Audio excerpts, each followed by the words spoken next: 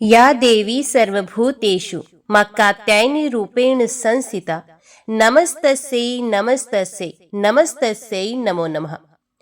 जय माता दी। आज नवरात्रि का छठा दिन है और आज माँ कात्यायनी की पूजा के साथ ही श्री दुर्गा सप्तशती का 11वां अध्याय पढ़ा जाता है। तो आज के इस वीडियो में आप सुनेंगे दुर्गा सप्तशती के पाठ का 11वां अध्याय और साथ ही आप सुनेंगे श्रीमद् देवी भागवत महापुराण की महात्म्य की कथा। तो चलिए आज की इस कथा को हम शुरू करते हैं। सबसे पहले सुनते हैं श्री दुर्गा सप्तशती पाठ का अध्याय 11। देवताओं का देवी की स्तुति करना और देवी का देवताओं को वरदान देना। महर्षि मेधा बोले, दैत्यराज शुंभ के मारे जाने पर इंद्रादि देवता अग्नि को आगे करके कात्यायनी देवी की स्तुति करने लगे। उस समय अभिष्ट की प्राप्ति के कारण उनके मुख खिले हुए थे। देवता बोले, हे शरणागतों के दुख हरने वाली देवी, तुम प्रसन्न हो जाओ। विश्वेश्वरी, तुम विश्व की रक्षा करो, क्योंकि तुम इस चर अचर विश्व की अधीश्वरी हो। हे देवी, आप संपूर्ण विश्व की आधार रूप हो, क्योंकि आप पृथ्वी रूप में भी स्थित हो और अत्यंत पराक्रम वाली देवी हो। आप ही जल रूप में स्थित होकर संपूर्ण संसार को तृप्त करती हो। हे देवी, आप विष्णु की शक्ति हो और विश्व की बीज परम माया हो, और आपने ही इस समस्त संसार को मोहित कर रखा है। आप ही प्रसन्न होने पर इस पृथ्वी पर युक्तियां प्राप्त कराती हो। हे देवी, संपूर्ण विद्या में आपके ही भिन्न भिन्न स्वरूप हैं। इस संसार में जितनी महिलाएं हैं वे सब आपकी ही मूर्तियां हैं। एकमात्र आपने ही इस संसार को व्याप्त कर रखा है। आपकी स्तुति किस प्रकार हो सकती है? आप तो स्तवन करने योग्य पदार्थों से परे एवं परावाणी हो। आप परम बुद्धि रूप हो और संपूर्ण प्राणी रूप स्वर्ग और मुक्ति देने वाली हो। अतः इसी रूप में आपकी स्तुति की गई है।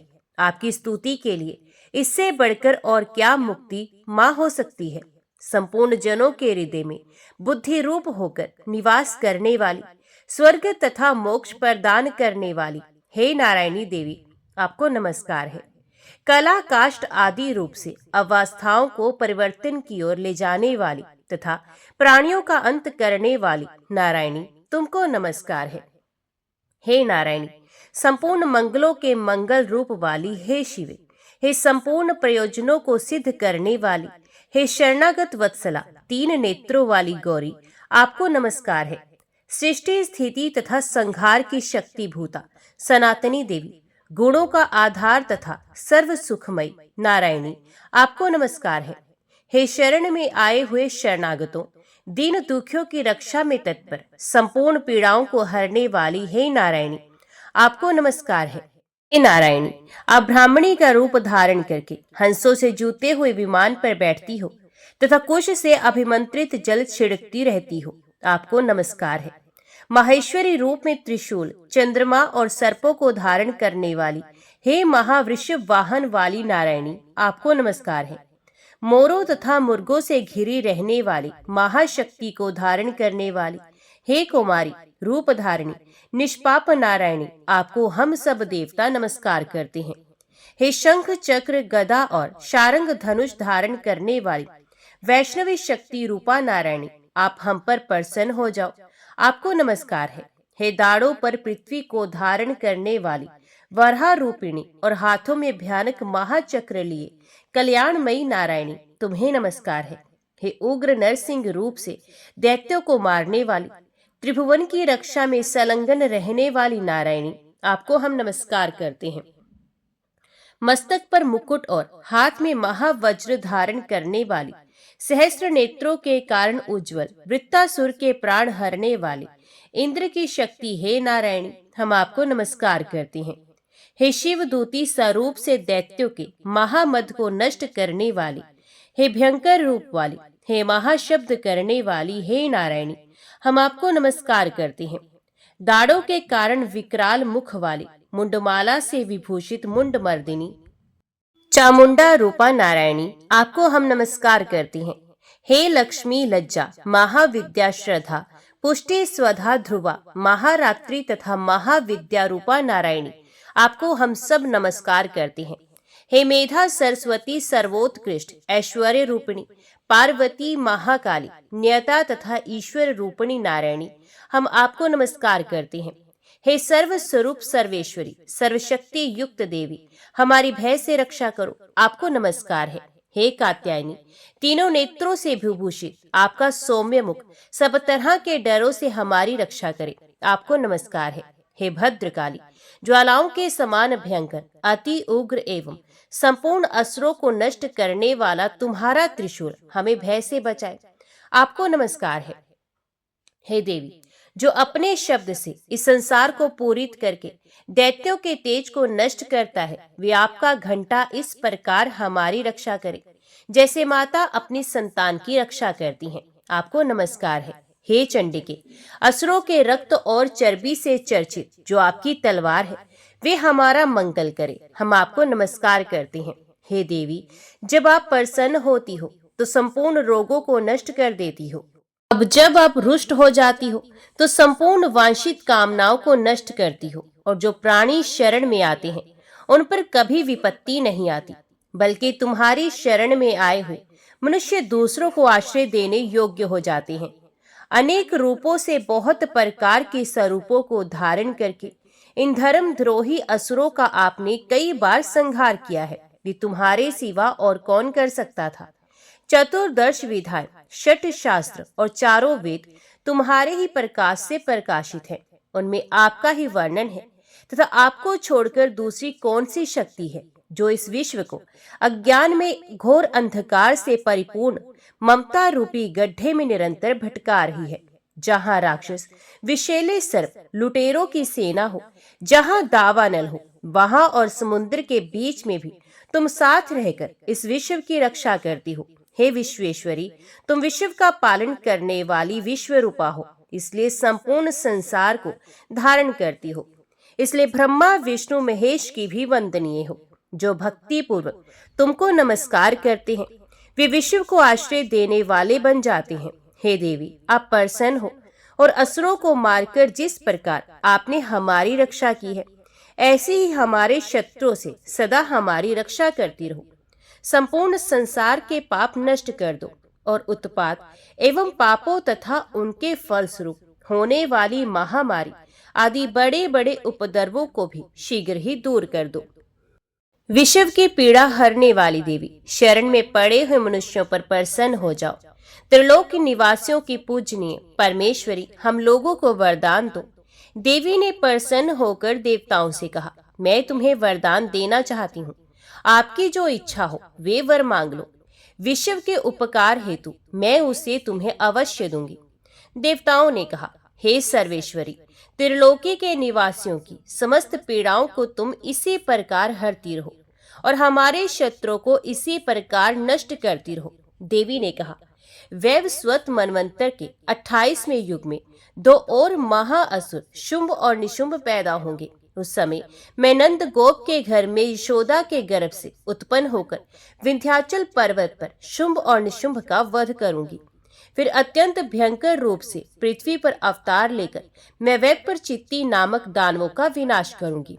उन भयंकर महाअसुरों का भक्षण करते समय मेरे दांत अनार के पुष्प के समान लाल हो जाएंगे। इसके बाद देवता स्वर्ग में और मनुष्य पृथ्वी पर मेरी स्तुति करते हुए मुझे रक्त दंतिका कहेंगे। इसके बाद जब 100 वर्षों तक वर्षा नहीं होगी और पानी का अभाव हो जाएगा, तो मैं ऋषियों की स्तुति करने पर आयो निजा रूप में प्रकट होंगी। तब अपने 100 नेत्रों से ऋषियों की ओर देखूंगी। तब मनुष्य शताक्षी नाम से मेरा कीर्तन करेंगे। उसी समय मैं अपने शरीर से उत्पन्न हुए प्राणों की रक्षा करने वाले शाकों द्वारा सब प्राणियों का पालन करूंगी, और जब तक वर्षा नहीं होगी तब तक वे शाक ही सबके प्राणों की रक्षा करेंगे। तब इस पृथ्वी पर शाकुंभरी के नाम से विख्यात होंगी, और इसी अवतार में मैं दुर्गम नामक महाअसुर का वध करूंगी। दुर्गम का वध करने के कारण मेरा नाम दुर्गा देवी प्रसिद्ध होगा। फिर मैं भयानक रूप धारण कर हिमालय निवासी ऋषियों महर्षियों की रक्षा करूंगी। उस समय मैं असुरों का भक्षण करूंगी। मुनिगण नम्रता के साथ मेरी प्रार्थना करेंगे। इस प्रकार भविष्य में मेरा नाम भीमा देवी प्रसिद्ध होगा। जिस समय अरुण नामक असुर त्रिलोकी में भयंकर उपद्रव करेगा, उस समय मैं असंख्य भौरों का रूप धारण कर त्रिलोकी के हित के लिए महाअसुर अरुण का वध करूंगी। तब संसार में मेरा नाम भ्रामरी प्रसिद्ध होगा। इस प्रकार जब जब विश्व में दानवों का उत्पात पड़ेगा, मैं उस समय अवतार लेकर असुरों का संहार करूंगी। जय मां भगवती, जय मां दुर्गा। अभी सुनते हैं श्रीमद् देवी भागवत महापुराण महात्म्य की कथा। जगत के सृष्टि कार्य में जो उत्पत्ति रूपा, रक्षा कार्य में पालन शक्ति स्वरूपा, संहार कार्य में रौद्र रूपा है, संपूर्ण विश्व प्रपंच जिनके लिए क्रीड़ा स्वरूप है, जो परा पश्यंती, मध्यमा तथा वैखरी वाणी में अभिव्यक्त होती हैं, और जो ब्रह्मा विष्णु महेश द्वारा निरंतर आराधित है, वे प्रसन्न चित्त वाली देवी भगवती मेरी वाणी को परिशुद्ध करें। बद्रिका आश्रम निवासी प्रसिद्ध ऋषि श्री नारायण तथा नरों में श्रेष्ठ श्रीनर भगवती सरस्वती और महर्षि वेद व्यास को प्रणाम करने के पश्चात ही इस इतिहास का पाठ प्रवचन करना चाहिए। ऋषिगण बोले, हे सूत जी, हे महामते, हे व्यास शिष्य, आप दीर्घजीवी हो। आप हम लोगों को नानाविध पुण्य प्रदायिनी एवं मनोहारिणी कथाएं सुनाते रहते हैं। भगवान विष्णु के सर्व पाप विनाशक, परम पवित्र एवं उन अवतार कथाओं से संबंधित अद्भुत चरित्र को हमने भक्ति पूर्वक सुना, और इसी प्रकार हमने भगवान शिव के अलौकिक चरित्र तथा भस्म और रुद्राक्ष के ऐतिहासिक महात्म्य का श्रवण आपके मुखारविंद से किया। हम लोग अब ऐसी परम पावन कथा सुनना चाहते हैं जो बिना प्रयास के ही मनुष्यों को भोग एवं मोक्ष प्रदान करने में पूर्ण रूप से सहायक हो। हे महाभाग, अथ आप उस कथा का वर्णन करें जिसके द्वारा मानव कलयुग में भी सिद्धियां प्राप्त कर ले, क्योंकि हम आपसे बढ़कर किसी अन्य को नहीं जानते हैं जो हमारी शंकाओं का निवारण कर सके। सूत जी बोले, हे महाभाग ऋषियों, आप लोगों ने लोक कल्याण की भावना से अत्यंत उत्तम प्रश्न किया है। अतः मैं आप सभी के लिए समस्त शास्त्रों का जो सार है उसे पूर्ण रूप से बताऊंगा। समस्त तीर्थ, पुराण और व्रत अपनी श्रेष्ठता का वर्णन करते हुए तभी तक गर्जना करते हैं जब तक मनुष्य श्रीमद् देवी भागवत का सम्यक रूप से श्रवण नहीं कर लेते। मनुष्यों के लिए पाप रूपी अरण्य तभी तक दुखप्रद एवं कंटक में रहता है जब तक श्रीमद् देवी भागवत रूपी कुठार उपलब्ध नहीं हो जाता। मनुष्यों को ग्रहण रूपी घोर अंधकार तभी तक कष्ट पहुंचाता है जब तक श्रीमद् देवी भागवत रूपी सूर्य उनके सुमुख उदित नहीं हो जाते। ऋषिगण बोले, हे वक्ताओं में श्रेष्ठ महाभाग सूत जी, आप हमें बताए कि वह श्रीमद् देवी भागवत महापुराण कैसा है, उसके श्रवण की विधि क्या है, उस पुराण को कितने दिनों में सुनना चाहिए, उसके श्रवण की अवधि में पूजन विधान क्या है, प्राचीन काल में किन किन मनुष्यों ने इसे सुना और उनकी कौन कौन सी कामनाएं पूर्ण हुई। सूत जी बोले, प्राचीन काल में प्राशर ऋषि द्वारा सत्यवती के गर्भ से विष्णु के अंश स्वरूप मुनि व्यास उत्पन्न हुए, जिन्होंने वेदों का 4 विभाग करके उन्हें अपने शिष्यों को पढ़ाया। पतितों, ब्राह्मण धमों, वेदाध्ययन के अनधिकारियों, स्त्रियों एवं दूषित बुद्धि वाले मनुष्यों को धर्म का ज्ञान कैसे हो, मन में ऐसा विचार करके भगवान बद्रायण व्यास जी ने उनके धर्म आज्ञानार्थ पुराण संहिता का प्रणयन किया। उन भगवान व्यास मुनि ने 18 पुराणों एवं महाभारत का प्रणयन करके सर्वप्रथम मुझे ही पढ़ाया। उन पुराणों में श्रीमद् देवी भागवत महापुराण भोग एवं मोक्ष को देने वाला है। व्यास जी ने राजा जनमेजय को यह पुराण स्वयं सुनाया था। पूर्व काल में इन जनमेजय के पिता राजा परीक्षित तक्षक नाग द्वारा काट लिए गए। पिता की संशुद्धि के लिए राजा ने तीनों लोकों की जननी देवी भगवती का विधिवत पूजन अर्चन करके 9 दिनों तक व्यास जी के मुखारविंद से श्रीमद् देवी भागवत पुराण का श्रवण किया। इस नवहा यज्ञ के संपूर्ण हो जाने पर राजा परीक्षित ने उसी समय दिव्य रूप धारण करके देवी का सालोक्य प्राप्त किया। राजा जनमेजय अपने पिता की दिव्य गति देखकर और महर्षि वेद व्यास की विधिवत पूजा करके परम प्रसन्न हुए। सभी 18 पुराणों में ये श्रीमद् देवी भागवत महापुराण सर्वश्रेष्ठ है और धर्म अर्थ काम तथा मोक्ष को प्रदान करने वाला है। जो लोग सदा भक्ति श्रद्धा पूर्वक श्रीमद् देवी भागवत की कथा को सुनते हैं, उन्हें सिद्धि प्राप्त होने में रंच मात्र भी विलंब नहीं होता। इसलिए मनुष्य को इस पुराण का सदा पठन श्रवण करना चाहिए। पूरे दिन के आधे समय तक, चौथाई समय तक, मुहूर्त भर अथवा एक क्षण भी जो लोग भक्ति पूर्वक इसका श्रवण करते हैं, उनकी कभी भी दुर्गति नहीं होती। मनुष्य सभी यज्ञों, तीर्थों तथा दान आदि शुभ कर्मों का जो फल प्राप्त करता है, वही फल उसे केवल एक बार श्रीमद् देवी भागवत महापुराण के श्रवण से प्राप्त हो जाता है। सतयुग आदि युगों में तो अनेक प्रकार के धर्मों का विधान था, किंतु कलयुग में पुराण श्रवण के अतिरिक्त मनुष्यों के लिए अन्य कोई सरल धर्म विहित नहीं। कलयुग में धर्म एवं सदाचार से रह तथा अल्प आयु वाले मनुष्यों के कल्याण के लिए महर्षि वेद व्यास ने अमृत रसमय श्रीमद् देवी भागवत नामक पुराण की रचना की। अमृत के पान से तो केवल एक ही मनुष्य अजर अमर होता है, किंतु भगवती का कथा रूप अमृत संपूर्ण कुल को ही अजर अमर बना देता है। श्रीमद् देवी भागवत के कथा श्रवण में महीनों तथा दिनों का कोई भी नियम नहीं, अतएव मानवों द्वारा इसका सदा ही सेवन, पठन, श्रवण किया जाना चाहिए।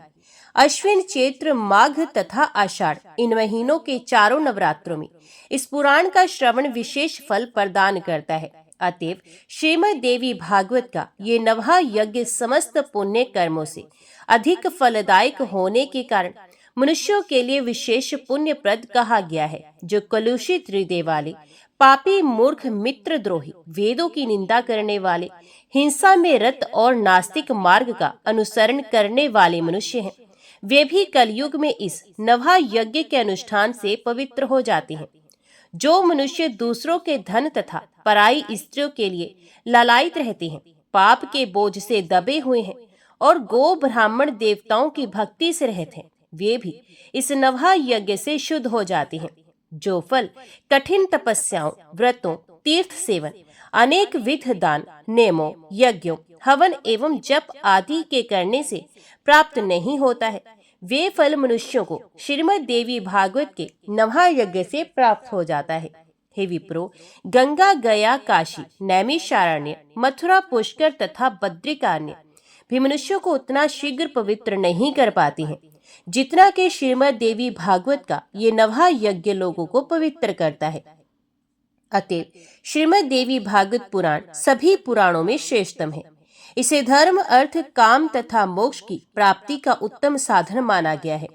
जो अश्विन महीने के शुक्ल पक्ष में सूर्य के कन्या राशि में पहुंचने पर महाअष्टमी तिथि को स्वर्ण सिंहासन पर स्थित देवी के प्रीति पर श्रीमद् देवी भागवत ग्रंथ का पूजन करके उसे किसी योग्य ब्राह्मण को श्रद्धा पूर्वक देता है, वे देवी के परम पद को प्राप्त करता है। जो मनुष्य प्रतिदिन श्रीमद् देवी भागवत पुराण के एक अथवा आधे श्लोक का भी भक्ति पूर्वक पाठ करता है, वे जगदम्बा का कृपा पात्र हो जाता है। महामारी से उत्पन्न उपद्रवों के भीषण भय तथा समस्त प्रकार के उत्पात इस श्रीमद् देवी भागवत महापुराण के श्रवण मात्र से ही नष्ट हो जाते हैं।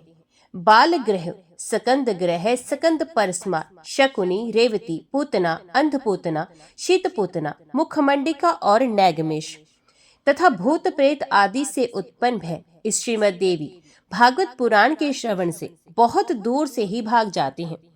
जो व्यक्ति भक्ति भाव से देवी के इस भागवत पुराण का पाठ अथवा श्रवण करता है, वे धर्म, अर्थ, काम और मोक्ष प्राप्त कर लेता है।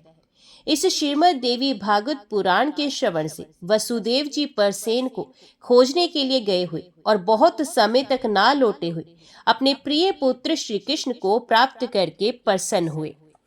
जो मनुष्य भक्ति पूर्वक इस श्रीमद् देवी भागवत पुराण की कथा को पढ़ता है तथा इसका श्रवण करता है, वे भोग तथा मोक्ष दोनों प्राप्त कर लेता है। अमृत स्वरूप इस श्रीमद् देवी भागवत के श्रवण से पुत्रहीन मनुष्य पुत्रवान हो जाता है, दरिद्र व्यक्ति धन से संपन्न हो जाता है तथा रोगग्रस्त मनुष्य रोग से मुक्त हो जाता है। वंध्या स्त्री, एक संतान वाली स्त्री, अथवा वह स्त्री जिसकी संतान पैदा होकर मर जाती हो, वे भी श्रीमद् देवी भागवत पुराण सुनकर दीर्घ आयु वाला पुत्र प्राप्त करती है। जिस घर में नित्य श्रीमद् देवी भागवत पुराण का पूजन किया जाता है, वह घर तीर्थ स्वरूप हो जाता है तथा उसमें निवास करने वाले लोगों के पापों का नाश हो जाता है। जो मनुष्य अष्टमी, नवमी अथवा चतुर्दशी तिथियों को श्रद्धा पूर्वक इससे पढ़ता या सुनता है, वे परम सिद्धि को प्राप्त करता है। इस श्रीमद् देवी भागवत महापुराण का पाठ करने वाला ब्राह्मण वेद वेत्ताओं में अग्रगण्य हो जाता है, क्षत्रिय राजा हो जाता है, वैश्य धन संपत्ता से संपन्न हो जाता है और शूद्र भी इसके श्रवण मात्र से अपने कुल बंधु बांधवों के बीच श्रेष्ठता प्राप्त कर लेता है। जय मां भगवती, जय मां दुर्गा। आज की वीडियो में इतना ही। उम्मीद करती हूँ वीडियो आपको पसंद आई होगी। वीडियो पसंद आई हो तो वीडियो को लाइक और चैनल को सब्सक्राइब जरूर कीजिएगा। जय माता दी लिखकर कमेंट बॉक्स में अपनी हाजिरी और अपने सुझाव देना ना भूलेगा। मिलते हैं अगली कथा अगली वीडियो के साथ। तब तक के लिए देखते व सुनते रहिए। जय मां कंजर, जय माता दी।